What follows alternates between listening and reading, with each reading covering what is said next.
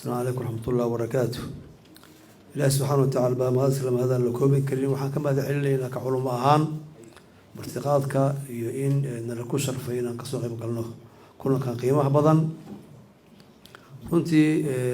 نعمانك إلى بديهين قفك إنه ماشي دقنا أمرك وجوجا والنعمة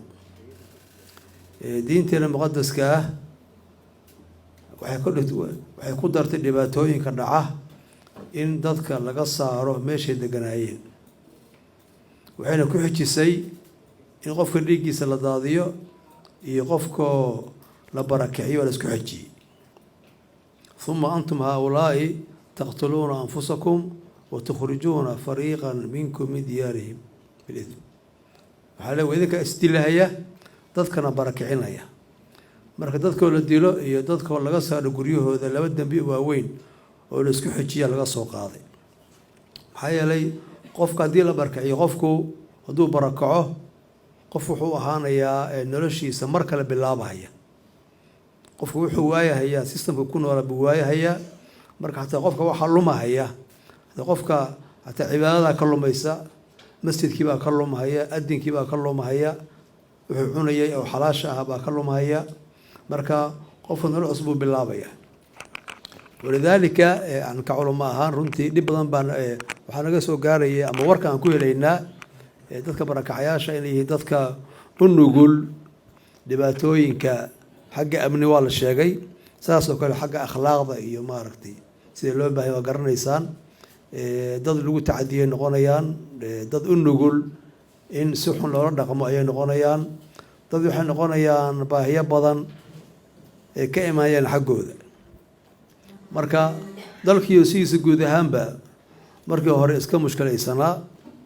haddii marka ummaddii isdul fuusho oo culays ku yimaado runtii dhibaata ka imaan karta marka barakacayaasha iyo duruufahoodu waxay abuurayaan duruufo cusub oo u baahan in lala falgalo oo u baahan in loo dhow yeesho oo haddii lagu dadaalahayo caafimaadkooda iyo waxaa la midka iyo waxbarashadooda iyo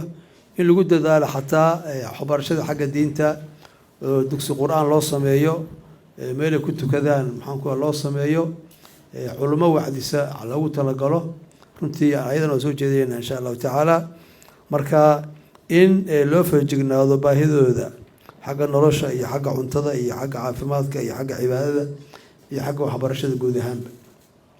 tan kale in maaragtay dadka lagu dhiirigeliyo inay ku noqdaan meelay deganaayeen waxaan maqashiisanahay waxaa jira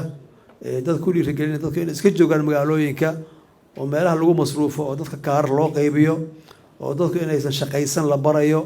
oo dadku inay iska daayaan maaragtay beeraha iyo xoogsiga lagu dhiirigelinayo lacag lasoo tuurtuurahay baan maqlaynaa marka runtii aniga waxaan taageersanahay in dadka la baro inay noqdaan ooy maaragtay ay muruqooda maalaan oo nolosha asaasiga ahaa ina miyigii lasoo barakici baan rabaa dadka insha allahu tacaala oo hay-adaha la shaqeynaya dowladda lagu dhiirigeliyo ama maaragtay maxaanku rahaa loo sheego siyaasadda soomaaliyeed ma in dadku soo barakacaan oo magaalooyinka ay degaan miya mase siyaasadda in dadku ay ku noqdaan oo meeshooda joogaan teebay tahay waa ina caddaada warku marka in